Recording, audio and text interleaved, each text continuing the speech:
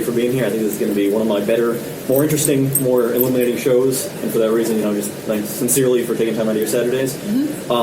We should probably start with introductions. As much of your real or false name as you want to give.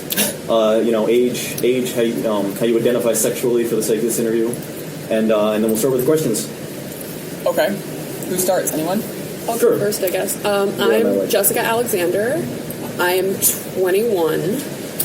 And I identify as pansexual because I don't believe in the gender binary, and bisexual implies that there's only two genders.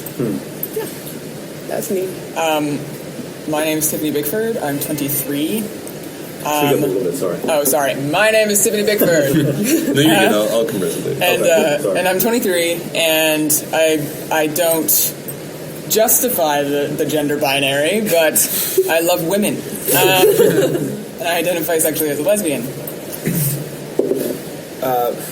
My name is Brett Harrison. I'm 21. I identify sexually as gay. I have, in fact, never even kissed a woman. Oh my god, I'm so sorry. I my know gold you. star gay status. Just look different. Sorry if I didn't notice. Go ahead. My name is Anissa. I'm 21. I never felt comfortable labeling myself as anything because it wasn't like an even attraction between men and women. It was just kind of like, if I'm attracted to somebody, I'm attracted to them. So I didn't think about it like that. But I guess bi for simplicity's sake. That's an interesting answer because I would give a similar one. What would you say, Drew? Well, for the same reason as why I identify as pansexual.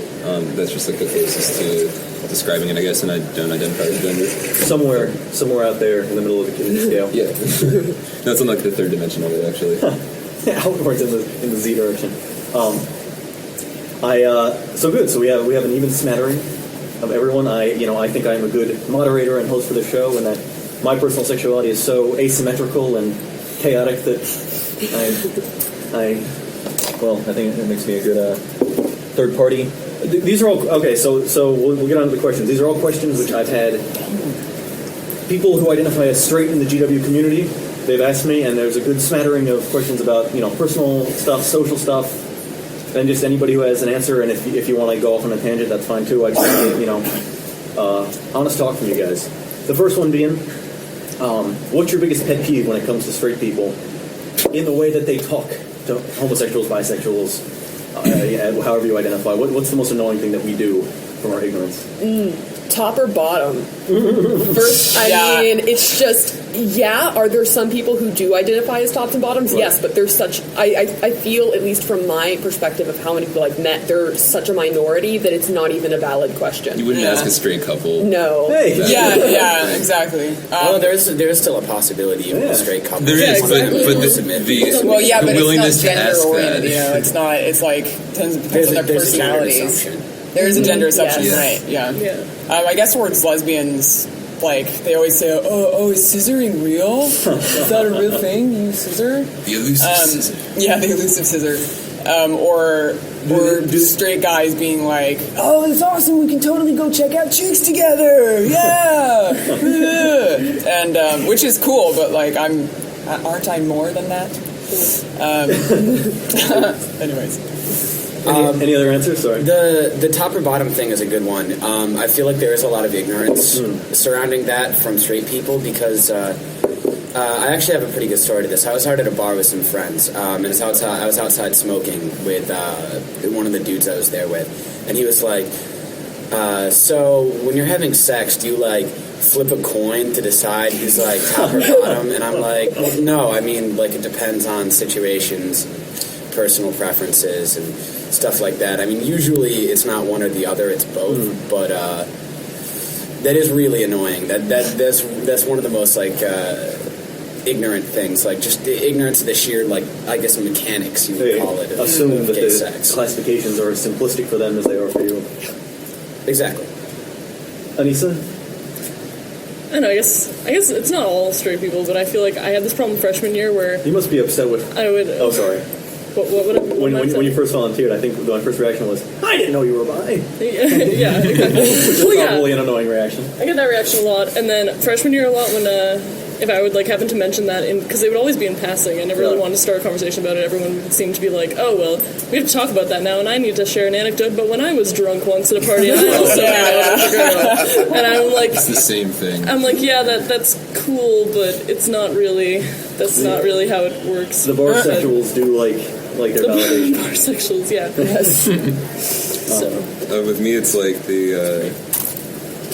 like normally when people ask me, I'll say I'm bi, just because fewer people know what pansexuality means, and they assume that means you have like, in the words of Party Down, a pansexual frenzy with animals and all that shit. That's like really not the case. But so wait, you don't? No, I'm just kidding. well, I have. But, It's like, but that's not the point. What else is business?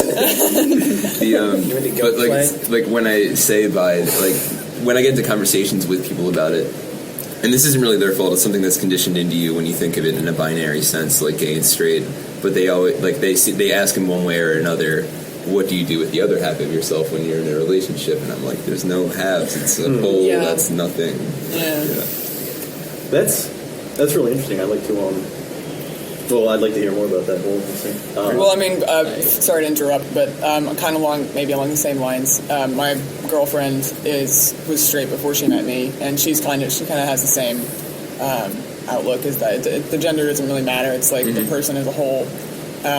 Obviously, I'm tooting my own horn here, but that it's really the person, as a whole, and it's not really what's between their legs, but who they are. And I think that's going to be. Hopefully, I think that's going to be a more accepted, a more in the public mentality, stance for someone to have. Less classification. There'll be a lot more love. One more thing that I just thought of. Okay. Whenever I am with a guy and he thinks that it's okay to tell me that I can sleep or mess around with women but not men, because that's really offensive to me. And it happens a lot. Or guys being like, no, that's totally hot. Yeah, I watched that. But they would get really I'm mad. not gay for you to watch it. Like they would get mad if I was with another guy, and to me, it should be the same. Yeah, like monogamy is monogamy, and it doesn't really matter. Yeah, I think there's a tendency for the male brain to go ape-ish and then to be fearful specifically of their penises. What's interesting about like all the labels of like the different sexualities is that for each of them, I feel like there are people that can identify as the same thing, but there's also this other dimension to it where it is like personality first and body is second, but that's not really about. I don't know if you would call that sexuality, not at least in the way that we think of like who you are attracted to. It's more like why you are. It's not your starting point when looking for the significant other. Of connection and romantic, right? All that. Okay. Anything else? That's great answers. And anything. There's definitely going to be more if you give us more time. We'll keep going. We're just thinking. You're not a person. That's one. But Good. What were you trying to talk to me on? Nothing. I like to annoy you. Oh, okay. I don't remember. No, I think I'm mad that you haven't gotten back to me after a week about doing a show all about your views on feminism. I don't have time to pencil me in anyway. We'll talk about it later. Yeah, we're recording. We're recording. Thanks, Sophia. You ruined it. Sorry. That's all right. No. I'll either cut you out entirely or leave it in, but if it's funny and I sound charming. You never sound charming. I know. That's actually Anyway. the That's the other side. final product. The next panel. Oh, okay. My the next question I had from actually the same person was she mentioned that she very early on had a crush. This is a girl who identifies as essentially heterosexual. She had a crush on Johnny Bravo, and I realized that when I was very young, I had a crush on Misty from Pokemon. Did any of you have a childhood crush? And was it in keeping with your current kind of Sporty Spice? Oh yeah. And yeah, I do. I mean, I like Femmes, obviously. To the radio listeners, I am butch, and I look it. So I like the Femmes. I guess that's a stereotype that lines up there. But I don't like the dumb blonde Femmes. I like more of a sporty girl, but one that dresses feminine. That's an interesting answer because it is. Sorry, you look like you were going to say something.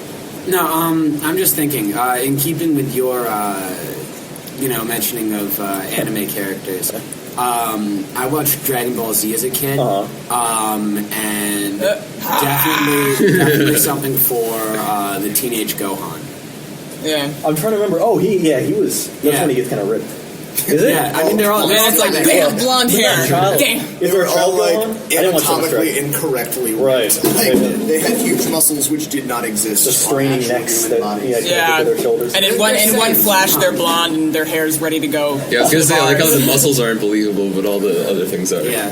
Well, it's anime in general. I think you and I suffer from the same thing, which is that the Japanese know how to make people sexy. cartoon form. They know how to Cartoon form. make you want those cartoons. The secret is drawing all women with unrealistically gigantic boobs. Right. Well, And men with unrealistically, like, perfect manly Greek bodies. I was saying to somebody as a kid, and it's less so with the men because the Japanese are misogynistic people. Anyway, no. To all you Japanese people out As there. a kid, no. I think it messed me up because I watched so many cartoons in which all the girls were very, very shy, but also like immediately DTF. Like if the guy asked, you just break this character, and I think that was a poisonous thing to teach a. Watching. Oh, all anime. All anime I guess that all hasn't the been gutted by Proxin and Toonami. Yeah, I guess I just watched Dragon Ball Z and shit like that. Sorry. So anyway, no cartoon crushes. No, Anisha? never. Mine wasn't really a Is cartoon it just crush, cartoon? but I don't think I was. Oh yeah, I'm sorry. Huge As a cartoon. child, mine was just cartoon. Mine would definitely not cartoons. I mean, I can look back and be like, those. I mean, I like older women a lot, and even though I have other Professors. types, I look back at my childhood, and I can definitely say, I mean, with certainty that that developed early, very early, like the age of 3. So, Starting young. So like Very Meryl young. Streep. Meryl Streep, Meryl Streep. I love her so much, it's not even funny. She's a. Ooh, Sandra Bullock. She's a fantastic actress, but she's just like too good for Sandra Bullock is yummy. Meryl Streep. Really, Like, I wouldn't defile I'll her. agree with more with Meryl Streep and Sandra Bullock. I don't know. I hate Yeah, Sandra I Bullock. love God, her presence of being just like a powerful woman. Blindside was a terrible movie, though. My friend was in that. Was The white guilt Is one. your friend Sandra Bullock? No, I'm thinking No, about she my just friend was did Sandra one on Bullock after being in that movie with her. Oh, it's who was that? I'm gonna Tommy sound Eater. really stupid right now. The British politician. Oh, yeah. No, not Sandra Bullock. Yeah. Oh. Yeah, Margaret. Yeah, she just Thatcher. did that movie. Yeah. Yeah. Margaret Thatcher's birthday, actually. She didn't So look that today great in was- that one. No. They tried to make her look like an old British woman. It wasn't okay. Well, you're just talking about older, powerful. Well, speaking of old British women, Helen Mirren, but anyway, That's a good one. she's hot. I mean, she's an older British actress who's about as famous over there as Meryl Streep is over here. Shows, give And me show names. Did you ever see The Queen? yeah, She played. I she played Queen Elizabeth II. She I was really fantastic. can't. Oh, Yeah. yes, okay. Yes, She's gotcha. much prettier in real life, and she still looks good in a bikini. So this. Sorry. This next question, just because unless anyone has anything else to say about No. Clemson. We went on a tangent there, for sure. sorry. No, not at all. I just I am a pretty awkward interviewer. Very friendly, I think you'll agree, but I'm not very good at the segues. So So, anyways, the next question comes from a male. So the last two were from a straight female. This one, and I'm quoting him. I got it over Facebook. A bit of a cheeky question. How much worse is an average straight guy's gaydar than that of the average gay guy? The corresponding question for women and lesbians as well. horrible. Yeah, GW. there's no dispute about that. Horrible. What's does anybody have a story about the guy? Okay. Oh, I can just tell. And he just, The way that I like to think my gaydar works is it's something about eye contact. Yeah. Where, like, if you make eye contact with a gay guy and you both kind of... It's shallow and, you know, it's not okay, but as soon as you make eye contact with the gay dude, there's, like, the up and down Sure. real quick. And the way that I always tell whether a guy is gay or not, because, like... I feel like gay guys always like immediately size each other up like a piece of meat. That's just like how most gay guys work, and I do it too. I try not to do it. I try to be a better person, but I still do that. But I'm not a better person. Yeah, I'm not. I'm a disgusting, filthy animal. Just you know, a lot of women complain. You know, rightfully so. They complain that men will stare at them. Have you ever experienced that, where there's just a creepy guy and he's just like really looking at you? And you say, all right, stop. every time I go to a gay bar. Yeah. No. Me too, actually. As the Yeah. butch lesbian, gay men mistake me all the time for a gay man. Really? And they All try to- the time. Oh, my like, God. actually, all demographics. other At than our lesbians. house all the time, actually. Yeah, everywhere I go. I get. Davey was really disappointed that you were a female, actually. But like every gay bar I go to, like if it's just mixed like lesbians and gays, like I'll be like checking out women the whole time, and just like 5-10 gay guys walk up and they're like, "Oh hey, what's up?" And I'm like, "I'm a girl." They're like, "I don't even care." Oh my god! You're like, run away! Ironically inconsiderate. At least they're Well, no, open. it's not inconsiderate. It's just for whatever reason But it is ironic. I spike their gay attraction. Yeah. Oh. For some reason. You know. No, the gaydar thing is a really rich topic. I think. Like, Yeah. I mean, I personally have a lot of experience with people not knowing that I'm gay because I'm not like. You're not very stereotypically. I'm not stereotypically gay in Yeah. my mannerisms, in my voice, in almost anything really. I hate musical theater. I can't stand it. Oh my god! No, I know. Kill How me, dare right? you? I know. Dare you? I feel like straight people's gaydar is so bad that I've never had a straight guy know that I was gay unless I explicitly told him Really? Wow. that I'm gay. I've never had someone just be able to pick that out unless they already knew it from someone else.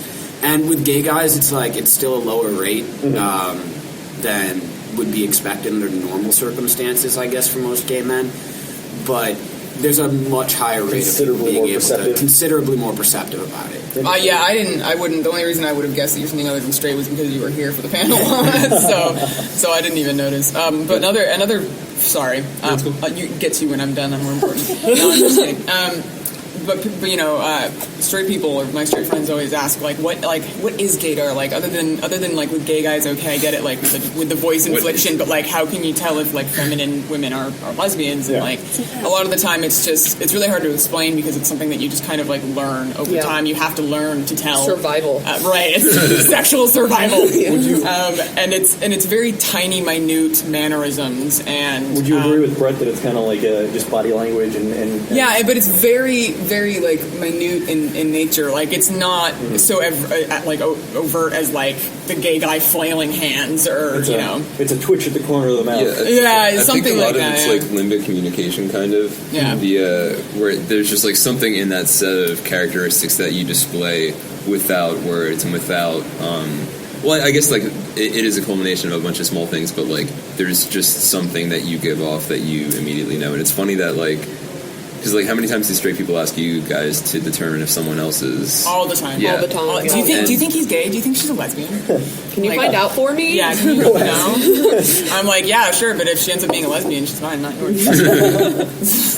Yeah, I honestly don't know where it comes from. I've always had a freakishly good gaydar. I think growing up in the South I had to, because it's so hard to detect the other people that are around you in your community because none of them are out. Everybody's kind of incognito. Yeah, and I mean, I don't know, it's just like the other night I was at a party and this guy's hitting on me and I could just tell that he wasn't straight though. I don't know how I knew, but he ended up being bisexual. I mean, it was just like, I don't Maybe the know dick in his how. mouth, but- I mean, yeah. Honestly, I have no idea how I know these things. I just do. I think that a lot of it connects to like the fact that if you grow up with any size like gay community, that like just as the culture or like in society in America, like the gay community has its kind of like niche, I guess, and so it's like any gay kid growing up in America like will just kind of naturally adopt that niche like in their mannerisms and in I don't know, their beliefs or whatever. And it's kind of connected to that. So if you understand the niche of the gay community, you can kind of... I think people discount, people get so amazed. They go, dogs, they can smell fear, they can smell this. No, what I was going to say is I think people discount, period, how strong every single human's body language is. Mm-hmm. Yeah, I think absolutely. dogs can smell fear. Humans can smell fear. People give off... We give off pheromones Everybody. that we Yeah, detect and we don't even know we're detecting them. Exactly. Yeah, exactly. I think, very related question, actually. The same. I'm sorry, Nessa. What were you going to say? Oh, I was going to agree because I don't know where it comes from either, but I've always also had a really good gaydar, I guess. But I think it's just because, and it's gotten even better over the years. Because I think like as I grew up to know more about myself, and I met other people who I also would know that they were gay in some way or form. Like you learn over time that there's like it's like you said, like the little details. You just like pick it up through the people that you're interacting with and the way that you interact with them. And not to, because your guys' insight is sincerely way more valuable than mine, but I'm actually learning in one of my biology classes that it's very well documented that there are huge firings of neurons, specifically when you see something in someone else that your brain... That's limbic communication. Exactly, Yeah. okay. Yeah. It's and so it is. I think that may be Exactly what it you have boils down to. like for every set of neurons that fire for like a give it like when you give a specific emotion off, that's because a certain set of neurons are firing, and for every one of those that there are, apparently there's like a mirror image of that that's much smaller, but it's something that when something happens when you are like in that like holding moment with someone, Right.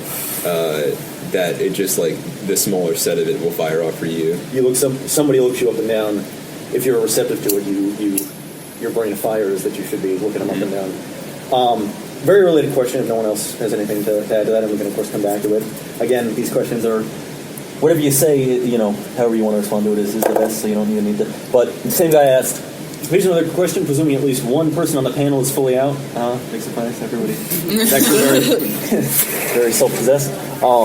What was the most surprisingly annoying thing about you for being closeted?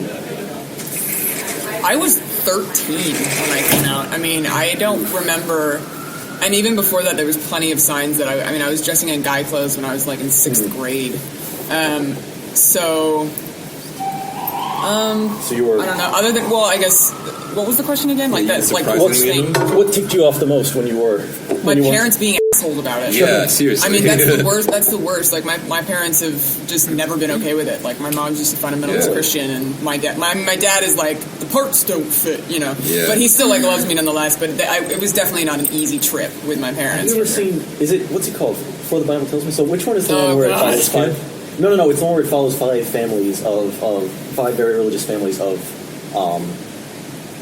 Gay people. not straight individuals. Anyway, I don't know if I want to see that. I think that's- Well, it is really interesting because like 3 of them make peace with it. 3 of them, like one of them, kind of bullshit makes peace with it, and one of them just stays mad, and it's wild. Yeah, parents in school, definitely. Parents in school. Yeah, I know that. I know, Drew. You have probably. You could tell us all night about the terrible stuff that happened in Catholic school. Oh, God. All boys Catholic school.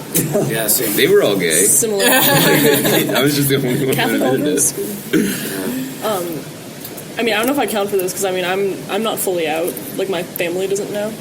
I see. Some of my friends don't know. This is actually a phone call to them.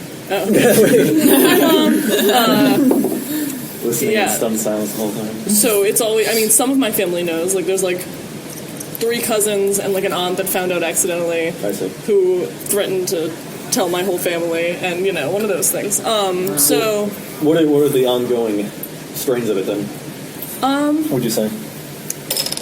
one thing for me, especially with my family, well, first of all, I've watched with my mother. It's different. With my mom, I've watched just because of like my friends who are out, who she knows are out. Like I've watched her attitudes on it. There's It's cookie dough. Keep talking. Nothing's Oh happening. yeah. I'm sorry to interrupt. with my mom, my whole family's pretty homophobic. You Yeah. know? Like it's not even necessarily from a religious standpoint. It's just like they're homophobic, they're kind of racist, and some of them have kind of broken off from that over the years. My mom was really close-minded about any sort of like homosexual activity for a long time. I've watched her become more open-minded about it as she's like met like my best friend back home is a gay guy, and my other best friend is a bi girl who is very out to her family and everything. And so I guess the most annoying part about it for me is kind of watching. I don't know. With my family, it's like they will, in some circumstances, they will act as though they are very tolerant, but like if they're talking about it with somebody they know is gay or something like that. But behind the scenes, like the things that they say when they're talking about it, the F word gets thrown a lot around at my family gatherings. Oh wow. Yeah, like I have a cousin who, it's been rumored that he might be gay for years, but he's not out. And the way that call they your cousin. it's not that they'll necessarily call him it to his face, but But they refer to when it they as- talk about him when he's not around, and they talk about whether or not he could be gay, like the way they talk about it is very, Wow. it's very, like, It's disrespectful. It's patronizing almost. It's very. You don't even need to lay out reasons why. It's horrible. Yeah. But So that's the reason why I've never come out to them, is because they can say like, oh, we'll accept you no matter what. But I'm like, I know what you really So feel. So, and I know how you act when you think that no one who is of that identity is around. So I don't know why. That must be very frustrating. Yeah. what's interesting about that is that I'm pretty sure, like, going back to that limited communication thing, your parents know that as soon as you know it. It's just a matter of, like, I'm convinced that, like, at least in my situation, it was like they knew, like, immediately, if not before I knew. Yeah, And my dad used to take me hunting when I was like 8.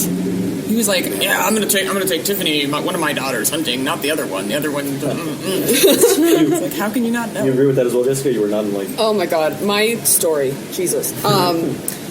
I was outed when I was 12, about a week after I realized that I was attracted to women. Wow. I thought for 2 days that I was bisexual, and then I was like, I'm gay. Because it's just realizing eventually later that I was pansexual, because men in the South are just terrible. No offense to men from the South. They leave if They are you're kind of good. terrible. Anyway, I had to deal with that, and I told my mom like a couple of months after. She was totally accepting. My mom started boycotting Chick-fil-A before I did. I mean, she's totally cool. But my dad still doesn't know. And here's the thing. I'm pansexual, attracted to both in quotation marks, genders. Yeah. All genders, really. Asexual, But, yeah, my mother thinks I'm a lesbian, and my father has never asked. And so I'm not out to him, but I'm not out to him, because I would never deny it. Sure. It's just he doesn't have a Facebook. He has never. I don't like to come out to people. They just figure it out on their own.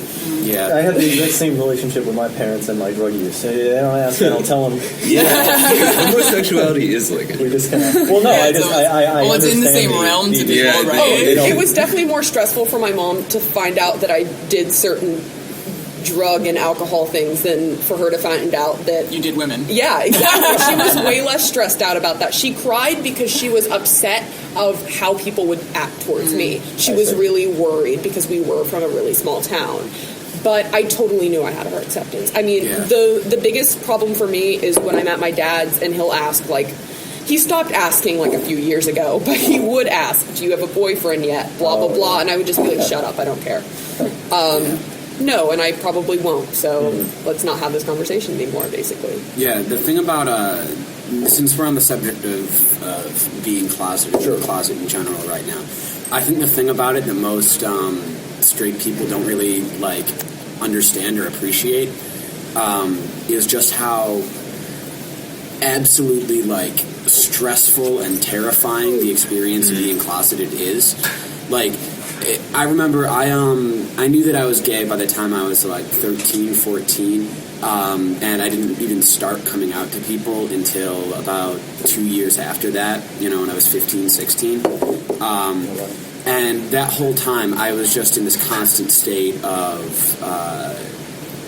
suppressed panic over the fact that someone might find out, and I'd get called a fag at school, and my parents would be upset and all this stuff.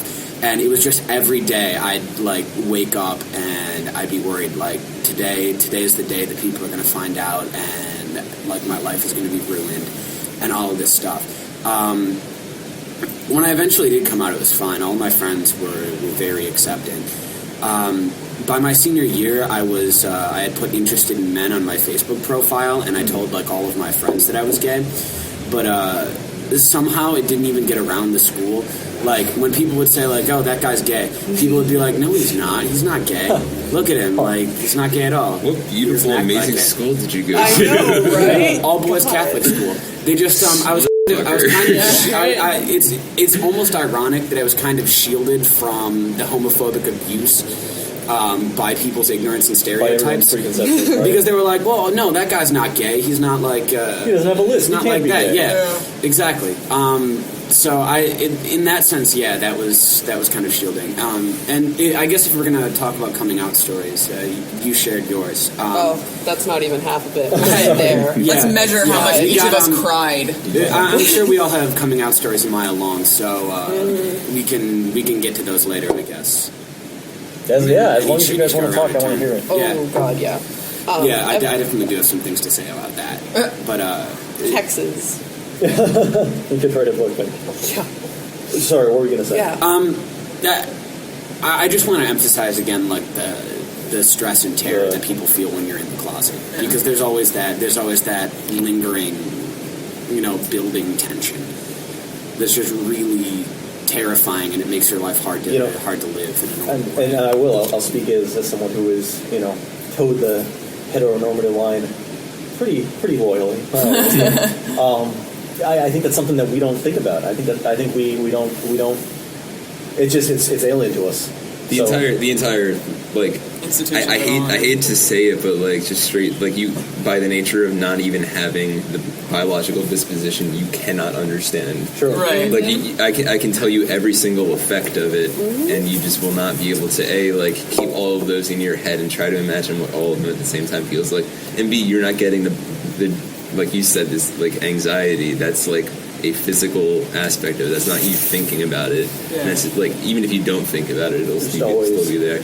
Well, yeah, I mean, straight people were raised with a guidebook. I mean, that is exactly. It's like That's in my notes. that is how things are. And then when you realize at a young age that everything that you were raised in, all this structure has been completely flipped on its head, where like you had no idea that it could be, and that you were the crux to that. Like that's terrifying. And it goes so far as that it's like a very, in terms of like sexual development, I can very quickly lay out to you how it's supposed to work, because it's that simple. It's like you are in middle school and you start going through puberty, and then you like start seeing people, and then you have prom, and that's when you have sex, and then you go to college and you have a lot of sex, and then one of those people stands out to you, and etc. You get married, get a house with a wife, and you have so many things to help aid that. Even like just the notion of prom, like parents will just be like, that's okay.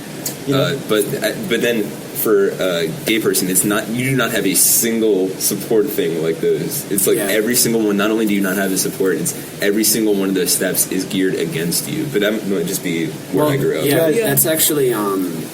There's a sociological concept called the heterosexual imaginary, which is defined as the normative sequence that someone's life is supposed to go through in terms of sex and relationships. And that gives a structure and a sanction to all of the kinds of normal heterosexual normal. I'm air quoting for everyone who's listening to this on the radio. All of the normal heterosexual experiences do have that structure where you're supposed to do these things in this order, and that's acceptable. With being gay, there isn't much structure at all. There's not any social. You have to improvise, and that's the most terrifying part of it, is that we don't have a set of guidelines. Do you know what I mean? Where it's like it's like the opposite of a structure. It is like you're groundless. You're absolutely groundless. Yeah, everything's going against you. You're starting from zero. You have no one.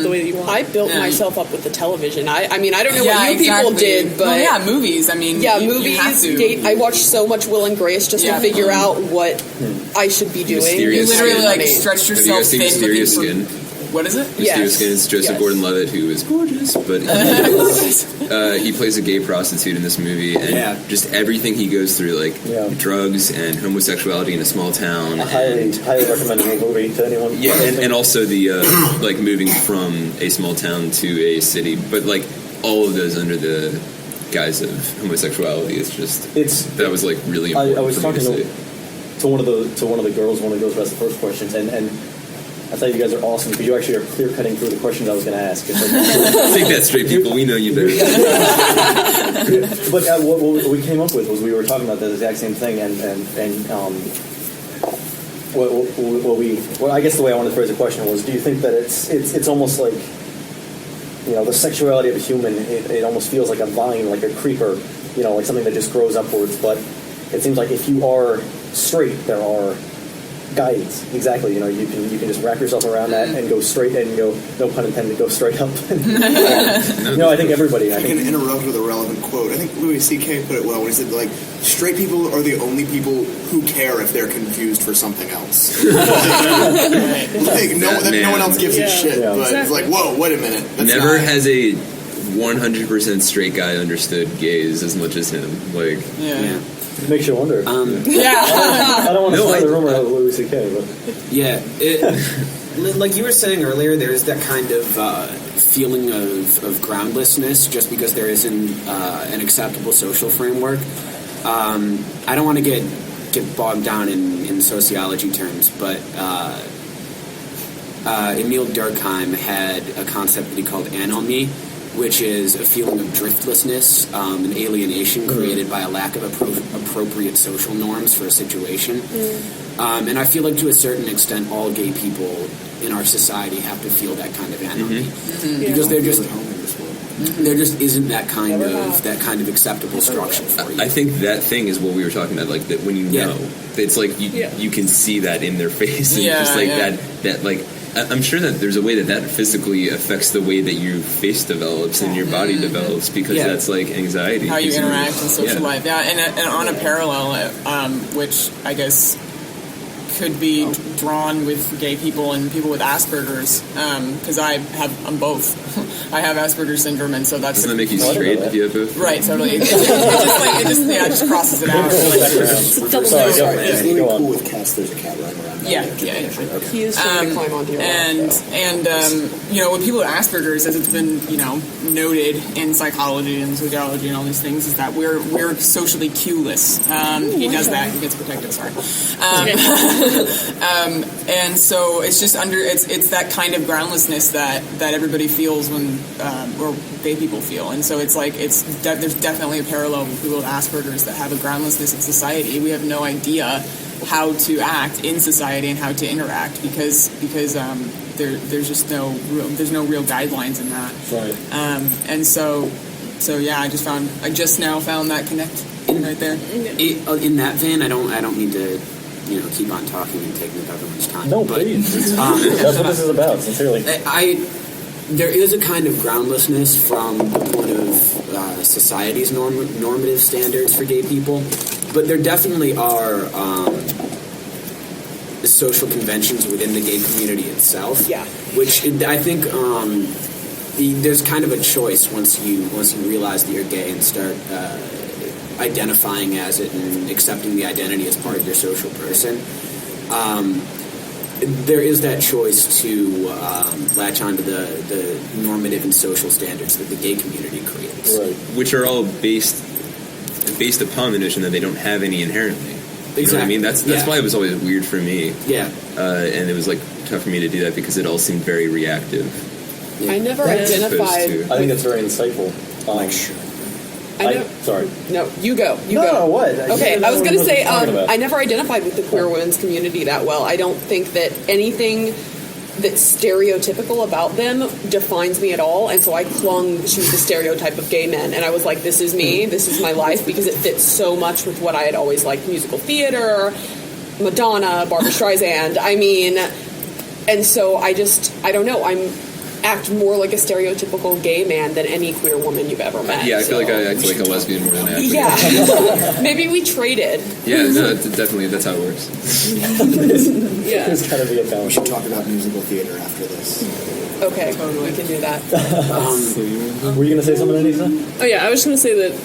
Yeah, from both ends, I feel like that was kind of my thing because it was like when I realized that, like, I didn't realize that I liked girls until I was actually like met a girl that I was like, oh no, I like this girl, you know what I mean? Mm-hmm. So I had no idea up until then, and then it just kind of like hit me, and then there was this overwhelming, what I remember from that period of my life, because that was back when I was like 14, what I remember is this overwhelming feeling of just like, I'm not like you, like I'm not like anyone, because, my whole life I had been like, in Catholic school, like surrounded by like, straight people. I was in this all-girl Catholic school, and all of a sudden I was just like, I'm not like you guys, like, and that was weird, and I feel like that was... terrifying to a young person because as it really screwed me up because I just felt like I was like dealing with this and like I was completely alone, and eventually all you want is to feel that you have kind of you have the beat of everyone else and that you're doing okay with the yeah exactly. And even after I started meeting more people, and that girl eventually, it's like that limbic thing, like that girl, I didn't know that she also liked girls, but she just somehow came up to me one day and was like, I don't know what it is.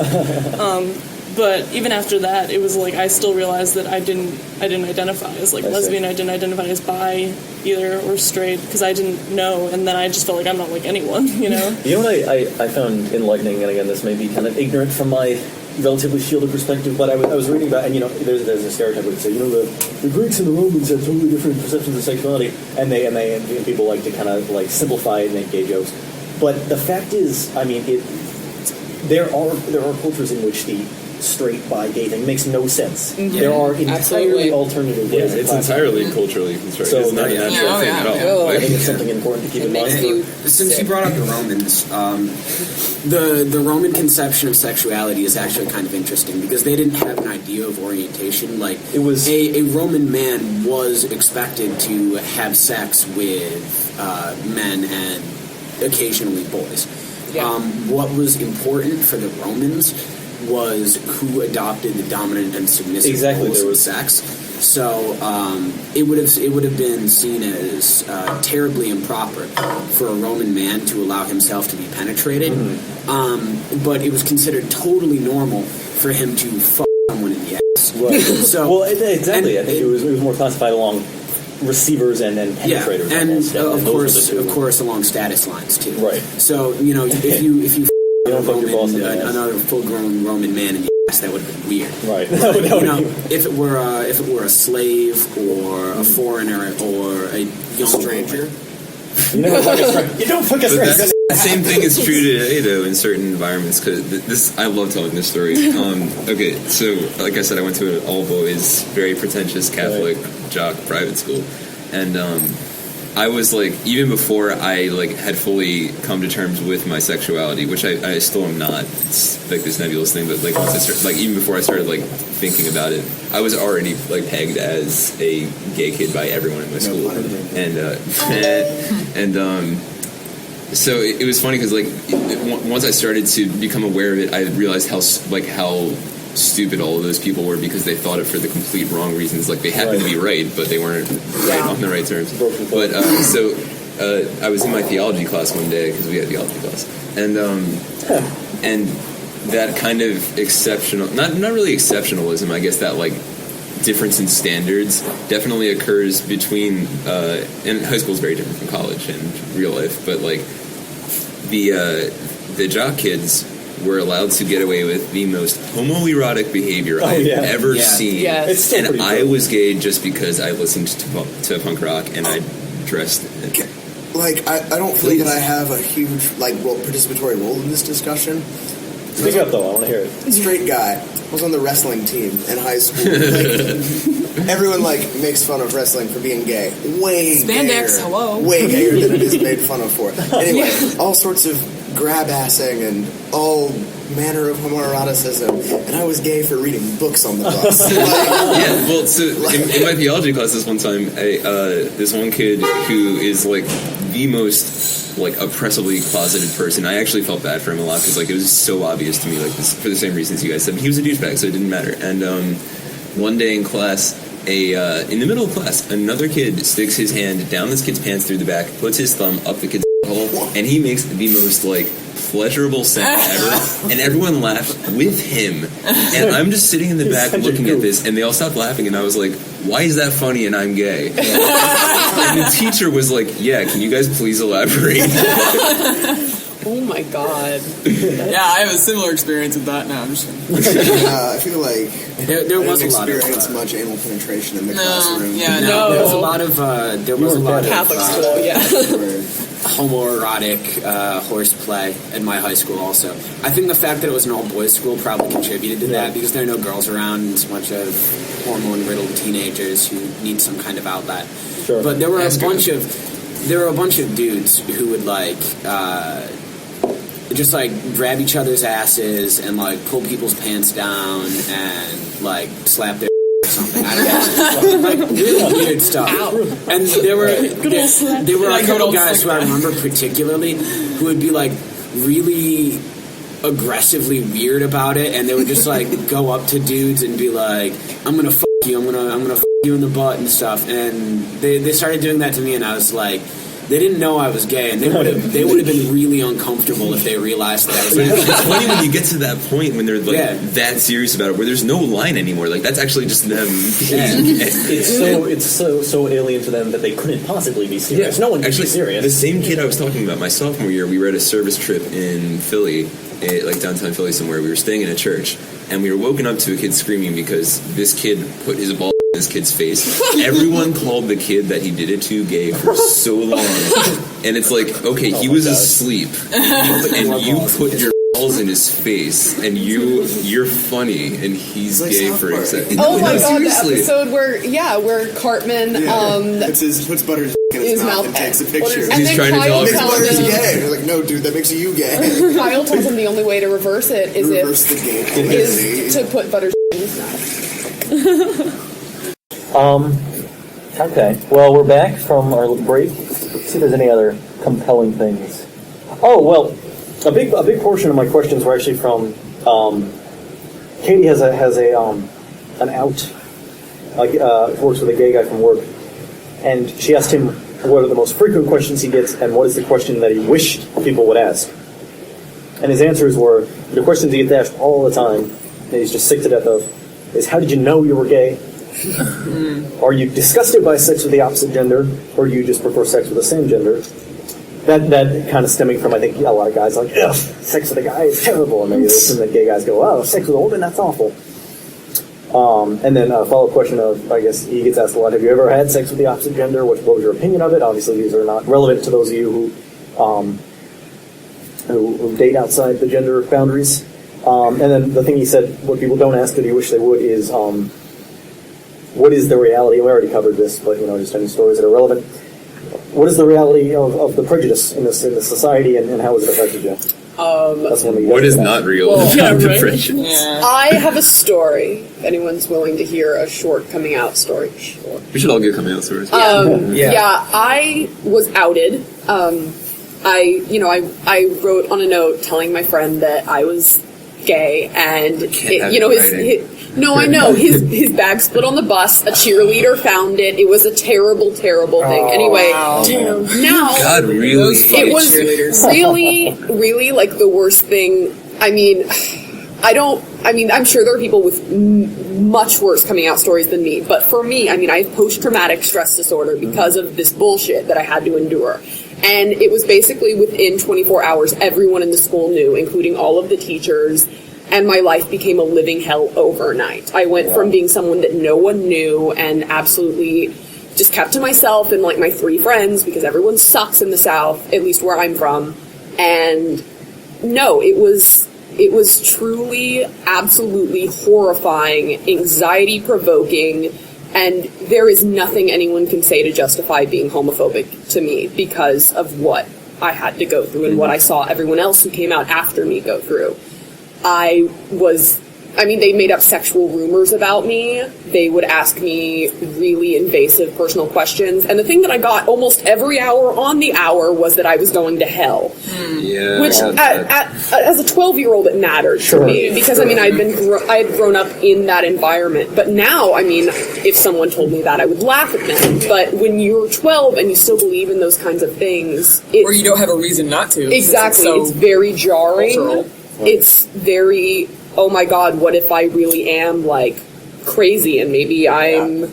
Something's wrong with me. All of the horrible inner monologues. Am I crazy? Am I going to hell? And they all come out. And I think it bears repeating that, the average 13 years old is a terrible time for the average person. I think anything besides, feeling different in any other way is going to be unimaginable to most in the anxiety that it produces. Mm-hmm. I hated everyone. I hated the world. Yeah. It made me into a terrible person to be around. I became an absolute bitch to everyone, and it was their fault. They blame you for being that way. Exactly. What was the... I'm sorry, what were the questions again? You said, Sorry. Well, the question that he got asked all the time is, basically, comes up 2 things. How did you know you were gay? And are you disgusted by sex with the opposite gender? I kind of like the first question, though. I like thinking about it. That's not really know. I mean, the way that I knew that I was gay is, I'm assuming, the same way that everyone else knew. Yeah, that they I always were. have to ask, I how was- did you know you were How you know you're straight? Yeah, exactly. I was. I remember. I remember the first time that I realized it very vividly.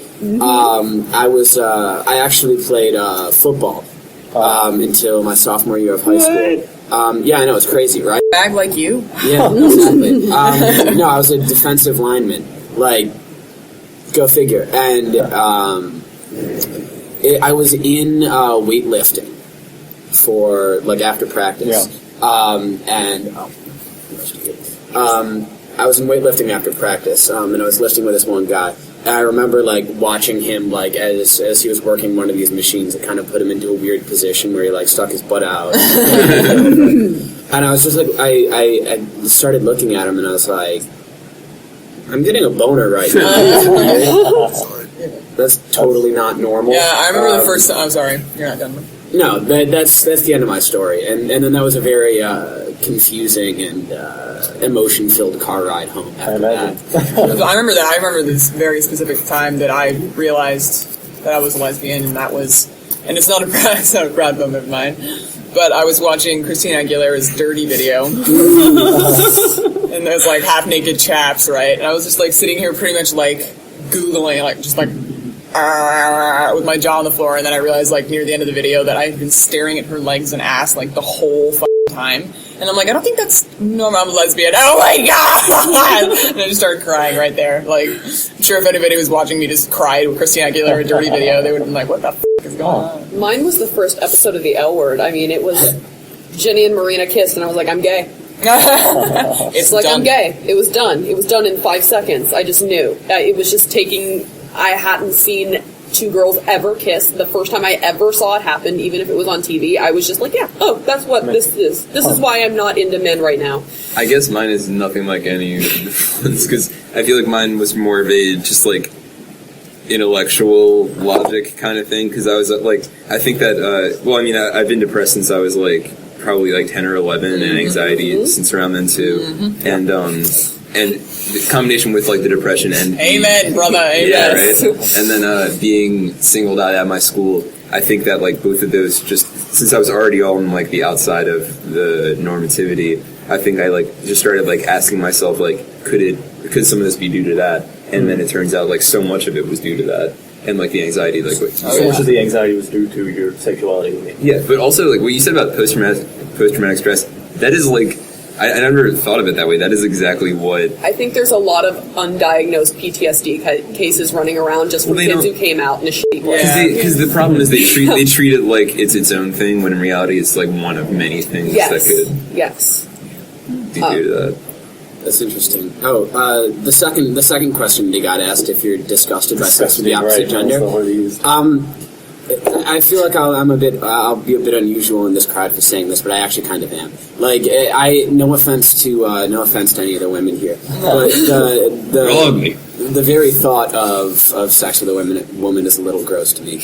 Like, I don't know, vaginas just look weird, man. They are weird looking. See, that's the thing, is it's not the sex, it's like penises are disgusting. See, Like, that's how I felt for a long time, and then I was like, oh, I'm actually pansexual. I mean, I actually am attracted to men. I don't know, I mean, I'm sure it's different for every person, but for me, I really was not attracted to men until I got to college. I don't know if it's the type of men I was exposed to and the Hollywood ideal not being what I wanted, but I mean, I got to GW and I'm like, where are all of these attractive men coming from? Because I've never felt this before. I don't know if something changed or what. Gender's fluid too, so. Sure. And I think that may have been why he was frustrated with the question, was because it implies a binary when, of course, the average person there is perhaps not. Of course, that's not the end-all be-all. Like, people would like to hear that and then go, "Oh, so you're just gay because you think that penises dangling there are disgusting." Like, no, it's obvious. Like, I don't at all. Myself by opposition. Yeah, like it's also like men's men's personalities. Like, it's kind of like everything really about men that I wouldn't want to date. I mean, I have more guy friends than girlfriends. But at the same time, the gender thing is fluid, or it can be, I guess. It has the potential to be fluid. So. Well, yeah, exactly. Sorry. And it's exactly like I guess that, like, I've never like crossed out the fact that maybe one day, like, I'll really have a good time with a guy, and, like, granted, it'll probably have to have, like, long hair and be a little bit more feminine and not as built as most men, but, like, it's with it's usually it's mostly just kind of how men are raised to be men in America. Like, it's just like that to me is the most unattractive. Like the frat boy, is like probably like the pinnacle to this culture. Like, came to a great school. Like yeah, like get your own time. Like, no, how am I supposed to be attracted to that? That was all they ever say. Yeah, and in Texas, men are all supposed to be this like macho. I love God and football, and that's like it. And I couldn't deal with that. Yeah, right. Yeah. And you're like, what about that exactly is supposed to be attractive? Sorry, go on. I don't know. I was just gonna say that, like, people who say that make me kind of angry, because it's like, well, wouldn't you also be disgusted by the thought of sex with somebody who you're not actually like attracted to? Like, yeah. And, you know, like, yeah, you're straight or whatever, but if like a girl who you don't deem like up to your standards, like, you know, like the thought of having sex with her wouldn't be something that you would woman. like. That wouldn't be something that you wanted to do. Dude, it's called sexagenarian. Or or like the I mean, not to be at all offensive, but like the extremely overweight. Extremely, like, I can't get out of bed. Like, imagine, like, why don't you find that attractive? You find sex with that? Well, they have a vagina and or penis. Yeah, exactly. Why aren't you attracted? It's not like that's a not thing how it works. it's not like, you know, you're born like that. It's your choice. Like, if you're fat, then some people are. That's a different show, my friend. I don't want to be politically correct to fat people. Fat people suck. I've actually already done. For the record, we don't all agree with that. No, that's what I was going to say. Is you the gay stay away community from does not one of my past use of androgen. quite a different tack. What's up? I said the person I interviewed for my third interview takes quite a different tack. Regarding fat people? Oh, it's. Yeah, I So we'll have to have strong opinions about that. The great debate. Validity of heavier people. I don't know. Like, I don't. As someone with an eating disorder, it's a little offensive. Well, I don't think it's the weight that makes a person, but I know for a fact that I'm not attracted to, you know, women or men that are above a certain weight. Like, that's. Oh yeah, no, which I think most people is their fault. I believe sometimes maybe it is, and sometimes it's not. I think it's a wrestling thing for me. Right? Like, I'm so used to being like, this is what I need to weigh. Here's the process by which I will achieve that. It's actually that simple. I still get mad when I see fat people rolling through like McDonald's drive-thru. Like, you cannot sit there and be like, well, it's not their fault. I think it's your fault if you're eating obviously, McDonald's. like, you have to think, like, some people actually and it doesn't work, that's fine. But if you haven't tried, they're like, can I get 5, number 6, please? And you're like, oh. Like Honey Boo Boo's mom. I think I speak for like 95% of gay men when I say that, like, there's a very low tolerance for any kind of fat at all in the gay community. Yes. Like, with gay men, it's like, Gym if culture. you're not... Well, bears. If you're not... Well, yeah. I mean, Everyone knows about bears. With certain exceptions, yes. And bulldogs but for the most part, with... I'm weight talking specific. about gay guys our age. Yeah. Like, if you're not... skinny, so skinny that your ribs are showing, most gay guys are like, you're a fat f***ing whale and not interested. And I think if there's, you know, what you were saying, I am actually very sensitive to the, I spent huge swaths of my high school career trying to gain weight because I don't like how skinny I am, and I've never been able to gain more than 20 pounds, so I gotta believe there are people on the other side of the spectrum who cannot, and my weight's fun. I mean, like, I try to gain weight, that just means eating ice cream and steaks all day. And I still can't do it, so I can't imagine somebody who actually has to diet trying to lose weight. Yeah, and I actually had a good number of friends that were that way too. And I was like, come on, we're going to go to Whole Foods, we're going to get you those extra protein bars, and we're going to get you some protein shakes. I'll invite you all back for the weight debate. Right, yeah. Anything else about sexuality? The thing that you were saying about, like, that, and I know that's, like, not always a good thing, that exists, but that was actually, like, awesome for me because I had eating disorders, and I also have, like, biological dispositions to not gain weight, which are, like, mostly because of eating disorders, but also, like, my body. And that was, like, one thing that just conveniently enough was great for me when I was like coming out and stuff. So the same thing actually within, I think, the queer women's community. There's much more acceptance for people that are overweight. as maybe opposed to the gay men's community. This is just what I've seen based on my that's friends. just biologically like directed. Just because women are Yeah. made to have babies, like we're just gonna be bigger on average anyway. And I think I don't know, we accept it maybe. Oh yeah, more because we're all women. Yeah. We don't fucking get it. We're all like, goddamn love handles don't away. Yes. I don't even want kids. You know, we're all there. Yeah. We've all been there. Plus, a girl can gain 20 pounds and have it all be in her boobs and ass, which Exactly. no We one's have Some about. people, So, yeah, lucky yeah. people. Yeah. Yep. No matter how much weight I gain or lose, my breasts have always been the same size. Me too. It's a curse. And I'll go somewhere else. We should talk about how weight, at least in the f***ing lesbian community. Yeah, because, I mean, I've they've had a always good been, perspective with, I've always been like, up until last summer, I've always been like a little chubbier. Like, not, I mean, I guess like what you call average, but it definitely wasn't like, I couldn't get the girl I wanted kind of thing. Huh. And I just lost all this weight last summer, and it's like I went from just being denied because I wasn't attracted enough to being denied because I'm automatically assumed a player because I was Wow, gonna that's say, sucks. it does suck. It does. I got more play before I lost 60 pounds than after, so... What do you attribute that to? I don't know. I don't know. Maybe I was drinking more. I don't know. There's a lot. I had exactly the opposite experience. Like I was Gay community versus lesbian. Yeah, exactly. I wouldn't have called myself chubby in high school. Like I played sports, so I was in okay shape. But I always I don't know. I've always been a little bit heavier than what the normative for the gay community is up until like last summer when I started smoking cigarettes, which is like the best diet I've ever been on in my life, and lost like upwards of 50 pounds over the course of that summer. Oh, God. Smoking cigarettes did that to me. Yeah, I mean, probably not healthy. But it's really funny to me now to see the difference and the reactions that I get. Like, I remember there are guys that I met like sophomore, junior year who just were not interested in not having any of it. And I've met them again this year, and they've reintroduced themselves to me because they don't like remember that they met me at all. Oh, hey, and yeah. all of a sudden they're interested in me. Big surprise. Yeah,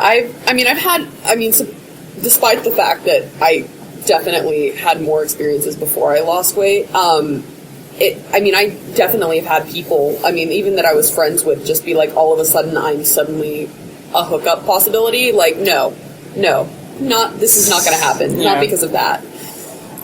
That's interesting because I again, like I said, I've never had any luck getting out of my kind of natural weight range, and so I think a lot of people probably have no experience. I think there's a lot of people with awesome bodies who do no work, and they just can't understand why everyone else is so ugly and lazy. Problems like that. I got my mom's metabolism. I didn't get his metabolism. Right. My dad can eat and eat and eat and eat and never lose any. My dad- I've never gained any weight. He's going to hear this recording, and he's going to be embarrassed. My dad, he exercises. He puts a lot of work into it, but he is a big, all the muscles are where they should be. And I got my mom's metabolism, so I'm this little string bean of a guy. And it kills me because he does. He's like, why don't you just run a little bit more? You'll have this great, great body. Oh, my dad, yeah. He pulls that shit all the time. You should just eat less. I'm like, really? I eat less than you. Yeah. Mind if I ask a question? Yeah. Because we have such a spectrum here. Yeah. One of the weirdest things about the school for me when I first came here was, and a lot of it was because there was no gay community at my school, and I guess was one of the people that started it. But like when I came here, because I was bisexual, and it's like the same kind of issue that like when I came out to my parents when they were saying like, well, are you gay or are you straight? And I would say I'm bisexual, and they would be like, no, like which one are you? When I came to this school, it seemed to me like I was too gay for straight girls, and I was not gay enough for gay guys. Yeah. What do you like? Do you guys notice that kind of system exists? Oh yeah, oh yeah. I mean, there's definitely like a very sharp fork between because of the gender binary and because of, that's what I always attribute it to. Yeah, and because the culture tells us that this is how girls are supposed to look and act, and this is how men are supposed to look and act, and it's so extreme on both sides. Yeah. And so anyone that's androgynous is not enough because we don't fit on either one of those extremes. Yeah. You know? Plus, I'm really ashamed, but even the attitudes I've seen in the gay community, especially back home, but here, especially once I got into meeting more with people in the gay community here, the attitude or expectation that, like, and the double standard that seems to exist that, like, if you're a girl, you can be bi, but if you're a guy, then you have to be either gay or straight. Like, I would meet gay guys here who, like, they would ask me, or, like, they would just mention that, like, somebody else, or, like, ask if somebody who we knew mutually was gay. And if you were to say, oh, he's bi, then I would watch these people who consider themselves very open-minded be like, oh no, he's gay. He just is afraid to, he's just not out all the way yet. Yeah, exactly. I always have the exact opposite reaction, which is like, they're bi, they have no idea. But, I mean, I've got a lot of gay male friends that have admitted to me but would never admit publicly that they consider themselves at least like 5%, 1%, 2% bi. Like, there is an exception for them. They would definitely make that exception, but they would never proclaim it publicly because within the gay community, I think there's a big part of it that thinks, well, if you're bisexual, if that's how you label yourself, then you're not part of us. Yeah. Well, yeah, but I can see where that excluded. comes from, at least from a lesbian's point of view, because I mean, trust me, I've gone through my fair share of bisexual, and I'm air quoting, women that really were just young and wanting to have sex and have experiences and thinking it was fun, you know, and you were their experiment, and it's like, I think there's such. I mean, sorry to break in. No, you're fine. It's a great but I think there's such anxiety. Anxiety is not a general enough term, but there's a distrust on all sides. I think people who are totally gay think that people who are bi or maybe just doing it because they want the attention. Straight people are afraid of homosexuals. Anything because of all the unpleasantness, there is a distrust on all sides, and so no one feels safe about saying how they exactly have the way that they feel. There was always this impression I got, if not heard, through the grapevine that people thought that because I identified as bisexual, it was I did not want to fully put myself into, like, either it was I didn't want to fully like put myself commitment problems or something. Yeah, or I just wanted to stay in the middle and have the advantages of both, and that is just like the most insulting thing Which ever. it took me you're just forever. It took me forever to come out as bisexual or pansexual or whatever, because I live in the LGBT house on campus. I mean, all of my friends are gay, like, or at least pansexual, bisexual. And I was just terrified to come out to them because there is a perspective, and I've heard this a lot, that bisexuality is just a stop on the road to gay town. And for me, it was the exact opposite. I was gay before I was bi. I mean, I did that. It didn't work. Yeah, I was bi before I was gay. I did that. It didn't work. Yeah. And that's the thing. You think that there would be like this thing that develops where no matter how you got to where you got, or no matter where you are, you were there for the right reasons. And that I see that it's harder for me to see that than to see the judgment, I guess. And I really do. I sincerely believe that I had a much easier journey than probably all of you. But I think I identify in a way which is is kind of not perpendicular, because that implies totally opposite, but kind of runs at a slant to the three types. And so it's kind of easier. I introduce myself as straight. I act straight 90% of the time.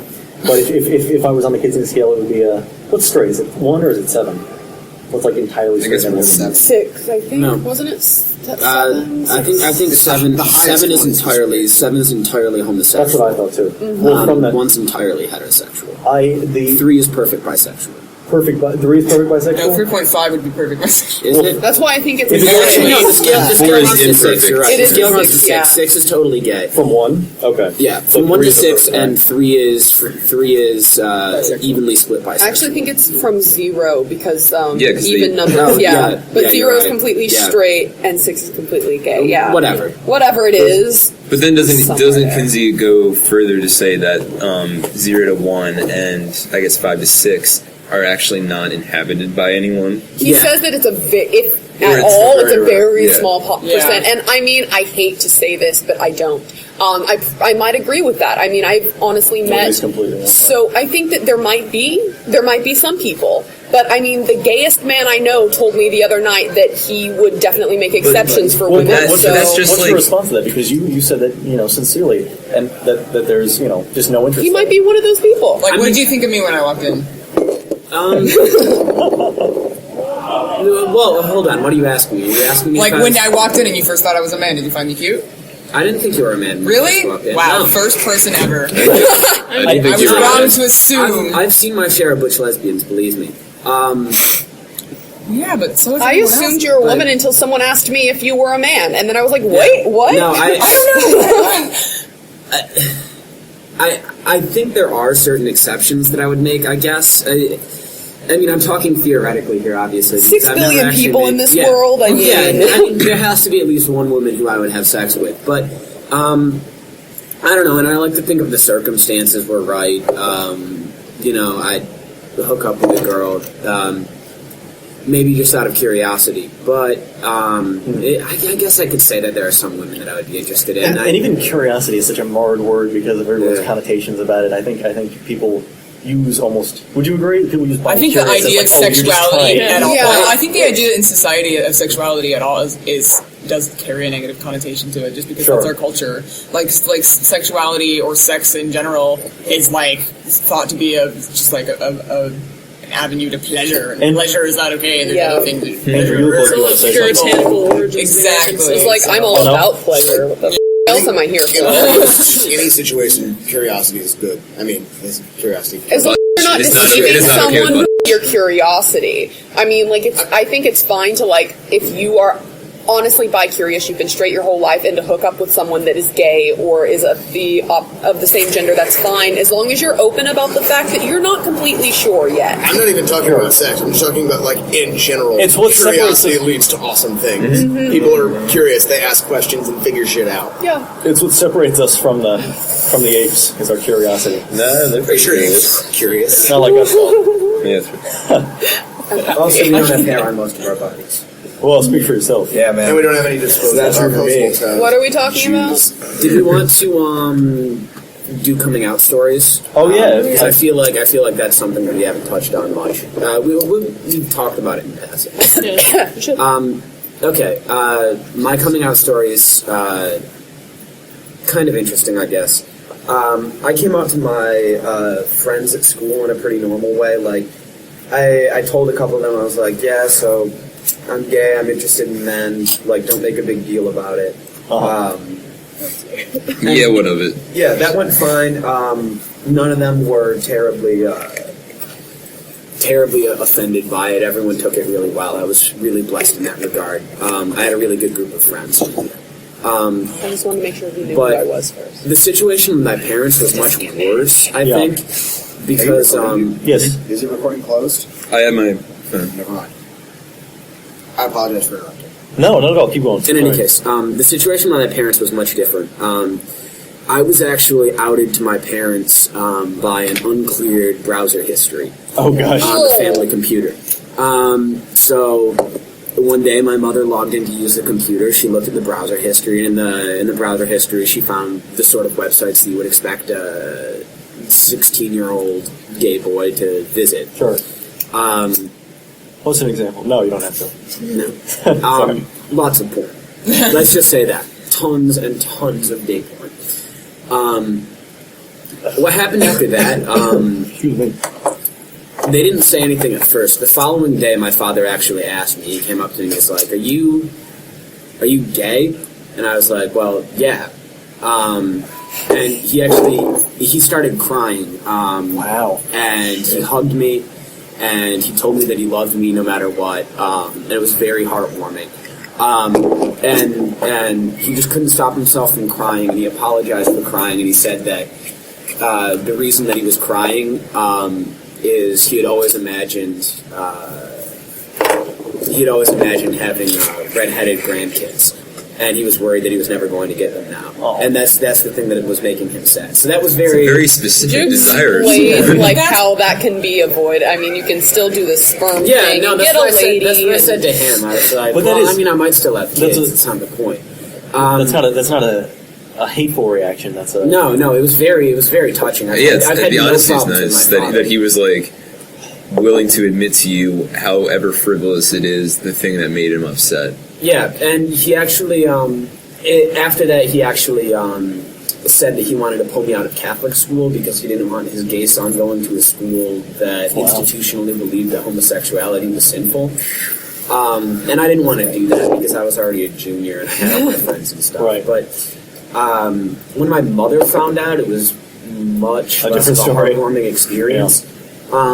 I describe her reaction as bordering on a full-on nervous breakdown. Oh my gosh. She actually took the door to the study where our computer was off of its hinges. So you couldn't. Oh wow. So that there wouldn't be any on the computer. privacy in there. Huh. However well that worked.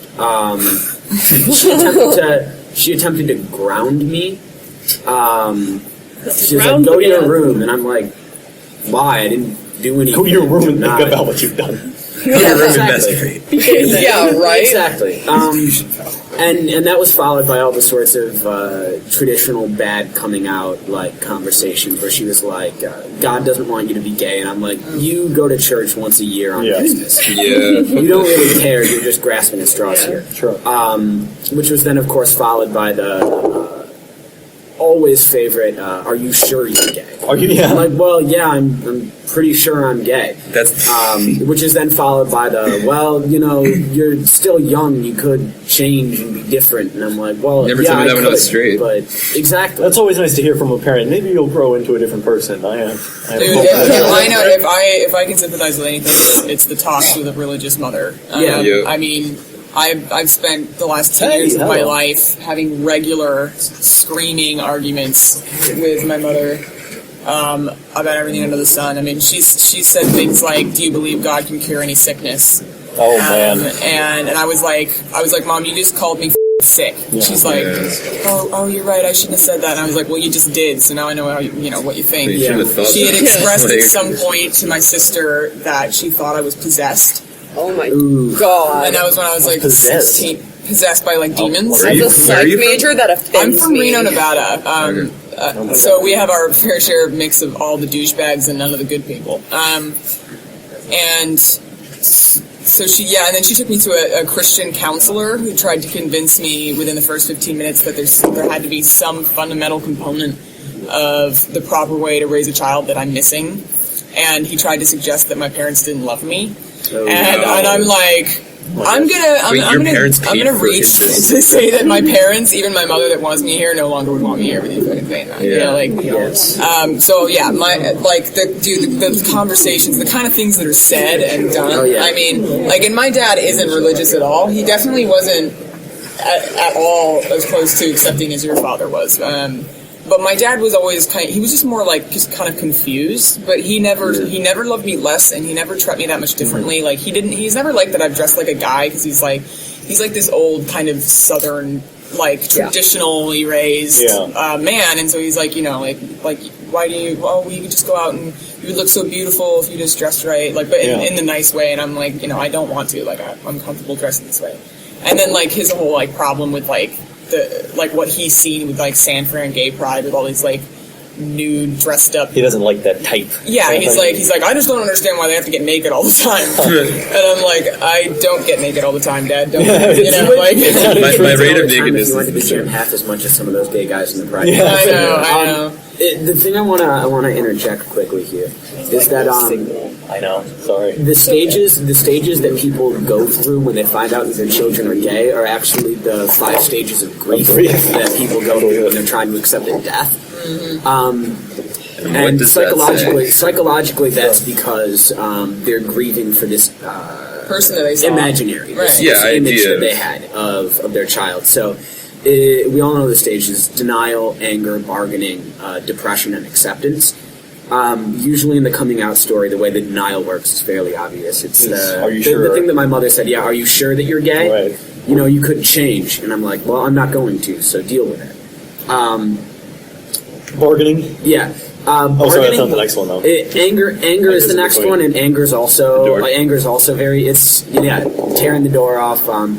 My mother actually tackled our Christmas tree. Also, she was like putting ornaments on our Christmas tree, and she just started like sobbing quietly to herself. And then she like grabbed the tree and like threw it over. such symbolism. That's And what I ran would outside, suggest she yeah. see a therapist. Yeah, exactly. I know, Really? right? Like, I'm not the That's what the anger looks like in that situation. The bargaining, I think, is the most interesting one. It didn't happen to me, but I know. Actually, no, it did happen to me. And the way it happened was my mother asked me if I would try dating women. Would you try dating? Would you That's try? bargaining. If Try. anything That's else, definitely yeah. bargaining. And I was like, well, no, I'm not interested in women, so I'm not going to try dating them just so I can pretend to be straight for you. Yeah.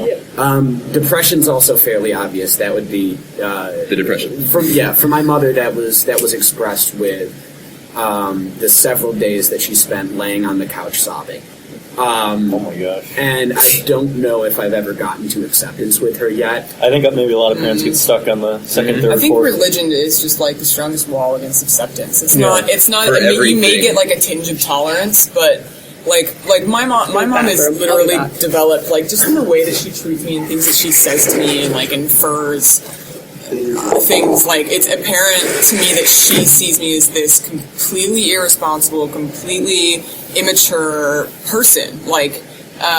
Who's making a wrong decision, right? Is that- Well, and it's not even that. It's other things like like am I doing drugs or am I like having promiscuous sex Right. or am I sneaking out at night? Am I ditching school? Am I doing this? Am I doing that? And it's like to all of it, it's like the absolute negative end of the spectrum. Just because in her eyes, because I'm a lesbian, I could have no further like matured past Right. like a young immature fucking That's rampant interesting. child. She doesn't see it as a thing which She adults doesn't do, treat me like an which adult, is- for Christ's sakes. Like, it's the most annoying thing in the world. Like, And it's interesting with a lot of out bisexuals, pansexuals, professionals in DC, 35, 40, have fiancés, have all this stuff.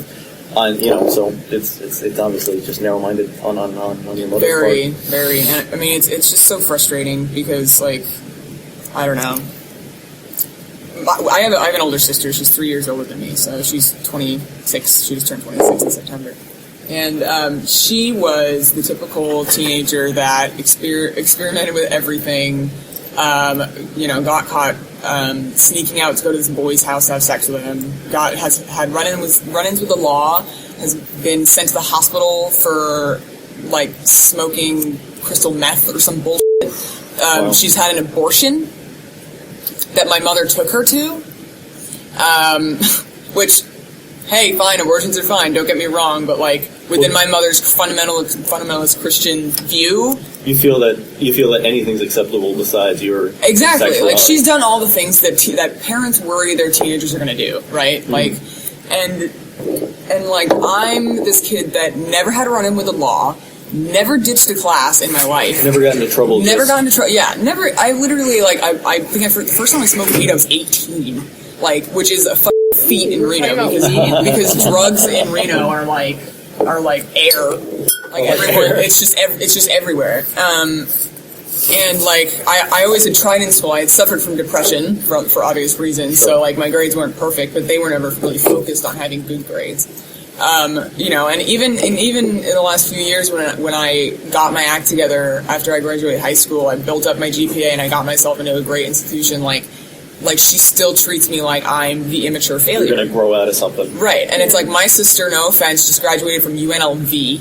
Okay, that's not exactly. I apologize to my UNLV listeners. I mean, Nice place there. but it's not. It's kind of about partying, for Christ's sake. It's in Vegas, and like with everything else that's gone on, like, and I don't know. And my mother just absolutely like, and it's fine that she loves my sister, but she literally will. She can be the person to come to talk to about anything. To my sister, and she's never once shown an interest in my personal life whatsoever. Mm-hmm. Like I'm just not treated as an equal in the house because of her, and like that's the worst part. Like that's my coming out issue.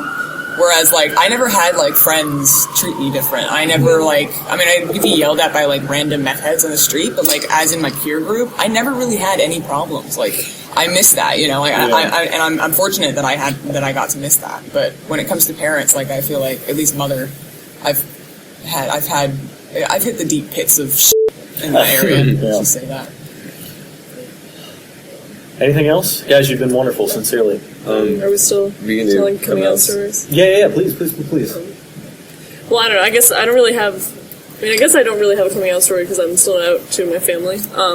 I have several being outed or almost being outed stories. I'm gonna grab mine. Because basically, Well, no, because, like, I remember being in 5th grade, and there was a rumor that went around the classroom that my best friend and I were lesbians, and that we, like, had sex and all this other stuff. And, like, that bothered me just because I was being bullied. I wasn't interested in anyone. I didn't want to have sex with anyone yet. But my mom was my mom was really pissed. She was like, she acted like the fact that people were saying that about me was just, like, the worst thing ever. And she, It was such an affront. Yeah, I mean, the way that my family works with homophobia is, it's kind of like that. You said you there's don't that want double people, standard where... Yeah, like, you don't want people to think you're gay. So I guess from the beginning it was just kind of like my mom and dad being really irate that, like, people were spreading these rumors about me so young that I was, a lesbian. And so when I'm 14, I figure out that I like girls because, again, I figured it out because I started liking a girl, and she was the first one that I came out to because she kind of came out to me first, and she was like, I like you, and I was like, oh, that's good, because... But after that, there was kind of like a slew of issues that happened where, like, I told a couple of my best friends. I didn't want to tell anyone else at school because it was clear that, in my religion classes when we would talk about, gay marriage or whatever, that people thought it was gross, and that was fine. Right. But and so a couple of things happened. One is that, well, I started dating this girl, but we kept it super secret, and at some point, someone found out. I don't know who, and it was written on a bathroom stall at some point. Anissa Najim is a lesbo and is dating Catherine Walker.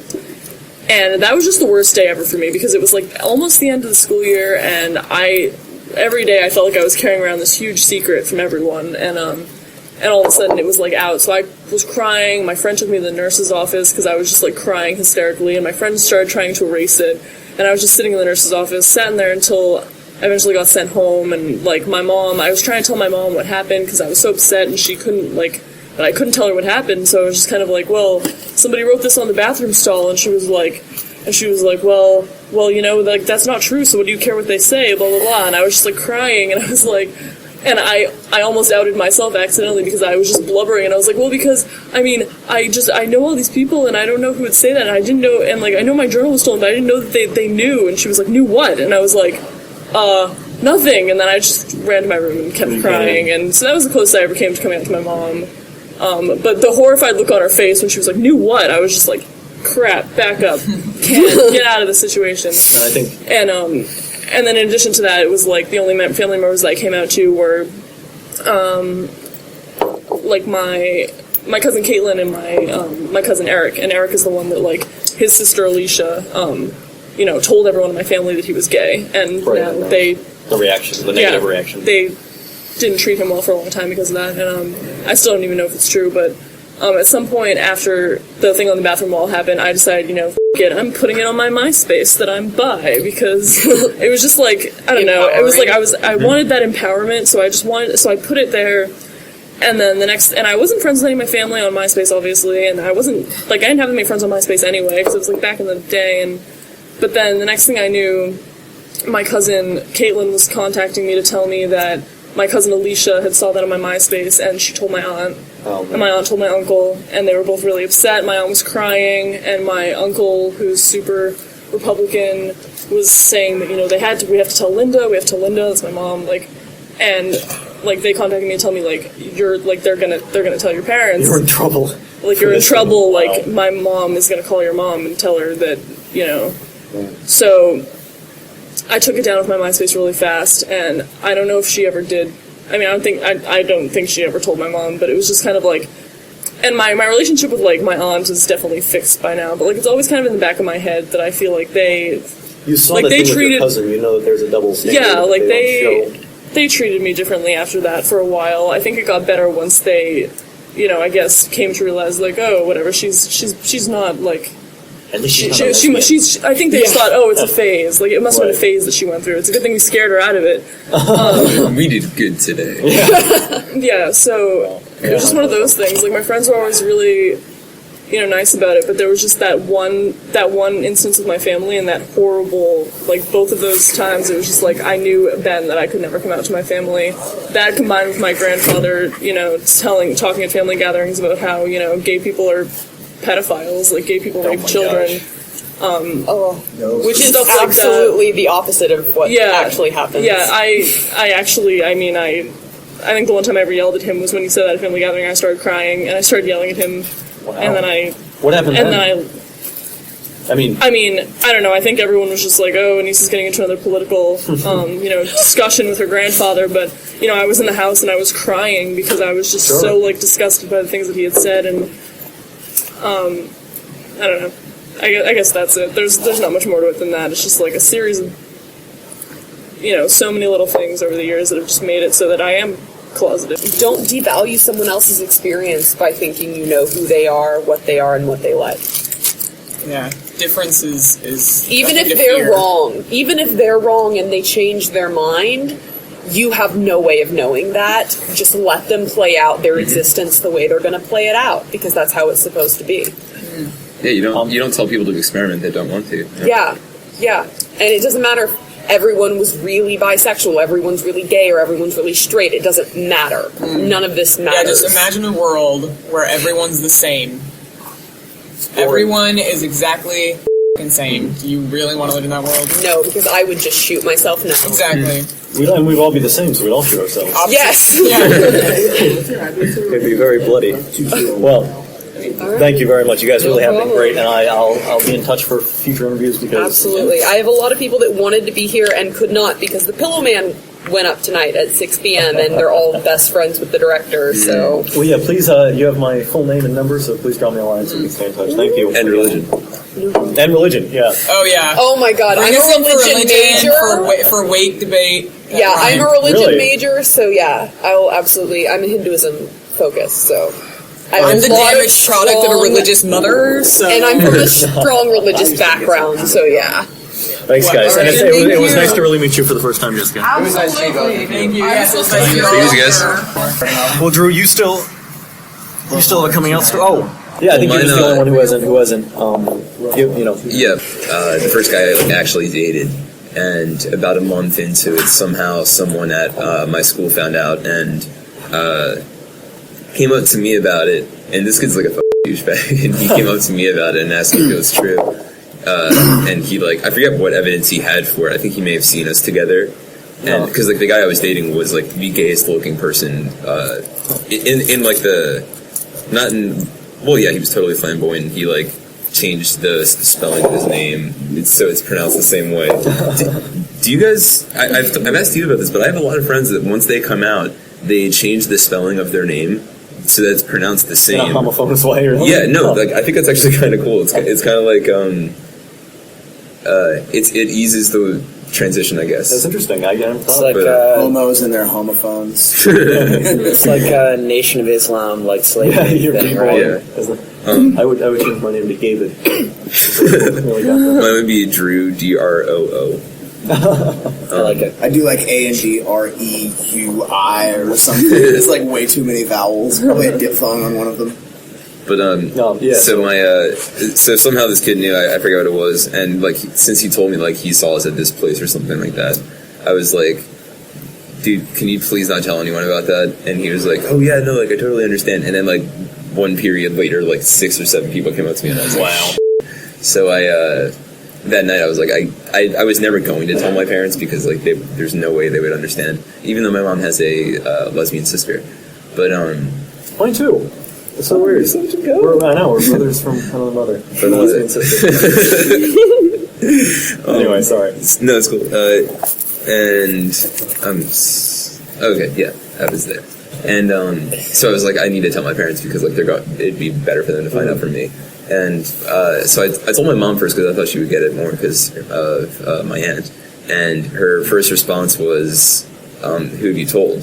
Not oh, are wow. you gay or anything. Who knows? No, actually. Wow. And I was like, well, myself and him, I haven't really told anyone. He's like, well, why are you telling me? Do people know? And I was like, holy shit, you gotta step back for a second. Relax. And then Wow. I can't I remember very distinctly about her conversation was she did not understand bisexuality, and she was just you need she just did not have that idea in her head, and it was weird to see someone trying to it's kind of like if you take two opposing magnets, the way that the way that they avoid it, and like her logic just like did not.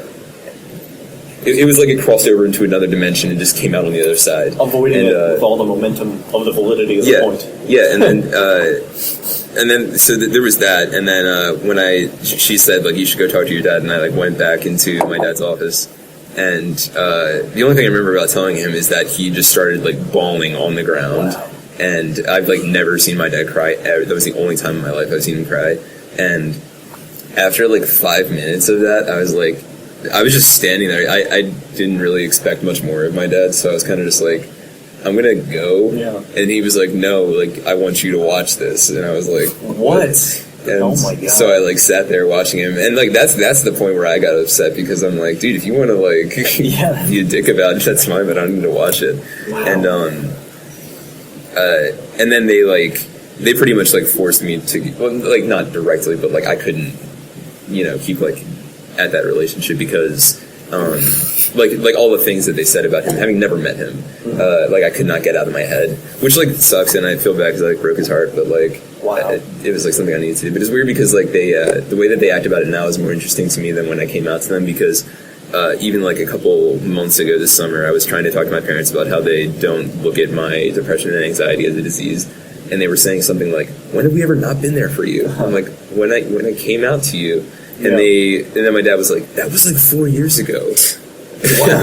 And I'm like, yeah, well, if you don't talk about it between now and then. And my mom still doesn't understand. When I like told her that I was dating Anissa, she like asked me like what, just out of curiosity. She wasn't even saying it like, she was concerned, but she was like, what happens to the other half of you? And I'm like, there's no, this side of my body gets off to this. And, Wow. Man, I feel like my parents were wasted on me. My parents were always like, it's okay if you're No, it's probably all the musical theater that made him think that. the wrestling. The one thing that like upsets me the most, though, and I'm sure that you guys would like say the same thing. It's not like the way that your parents act, or like they would act. That's not really what upsets me. What upsets me is when I like left my cloister community and I saw people whose parents like were so supportive of it. That's what broke my heart, which is like really sad to say, but like it could have been. You could have had a good relationship. But that's more about parents in general than about homosexuality. I guess it's just one aspect of it. I think. I mean, sincerely, I'm not even being complimentary in a way, which I don't mean. All your stories have been wildly enlightening. I think, and very different. Very different. I think tragic in it's each one in its own way. We're all here, aren't we? Yeah. Yeah. We made it. Yeah, it gets better, right? No, that is the best. That is like, I can't believe they in such a simple way. No, it encapsulates a lot of good points. Like something someone said to me, and I've never been able to get it out of my head, is that being gay in high school means like getting beaten up, getting harassed, all that kind of stuff. Being gay in college just kind of makes you cooler. Yeah, I do not like something about the gay community at the school, which prides itself at being better than straight people. That is so counter. Really? How do you mean? Honestly, it's one of those things where like I can't point to specific things, but just the way in which they carry themselves and talk to me, and just so many things. It is so obvious to me that they actually think that they are. They got to figure it out. Yeah, that they just feel above straight people. If they think that. Well, yeah. Well, to be fair, I think the way that honestly, what it actually is. You guys just like have it a lot more fun than you do. Well, dude, the asshole's the most stimulative part of the male body. I mean, if you want to talk about being sort of forcibly open-minded as being better, then I guess that's the one way I can see that argument working. But did you ever do the Day of Silence, Brett? No. Are you guys familiar with that? Yeah. Sure. Well, I got spat on the first year I did that. Oof, that's rough. No, I expected it. I mean, you were much more bravely vocal, I feel, in your environment. I wasn't a similar. Like I said, I was already ostracized from it before they even knew. So. Yeah, it's true. So what did you really have to lose? Punk rock. I was already a couple years into punk, and like that really that was another thing. I think punk rock was like an amazing thing. I think like being gay is the punkest thing in the fucking world. Like it's It's ironically, it's very against the man and punk for the man. and homosexuality is really interesting in both the punk subculture and the heavy metal subculture. Yes. Heavy metal is my favorite because like the whole look is based off like Rob Halford in the 70s. Guitarist and dog symbol. Well, no, he was a singer. Oh, But, well, I mean in heavy metal. Okay, well that Yeah. too. He was super gay and wore all of the gay bondage clothes, all this stuff, leather and shit, and everyone sort of like picked up on that and went with it, and they were all very homophobic. It's like you really don't get it, do you? House music. Yeah. Best example. Another good example. Yeah, no, The, I don't think anyone could deny that gay people have contributed almost To the arts. disproportionately, one would say, to the arts. in our society. The story I love to tell, which I'm sure most of you have heard, but my neighbors last year that were progressive house musicians, I would go over there, ask them to turn down their house music, and they would call me a faggot. That is the funniest thing. Yeah, Shut up, we're trying to listen more. Oh my god, Driving house music. Yeah, no, I'm the first one to say without the African Americans, the Jews, and the gays, this would be a cultural wasteland.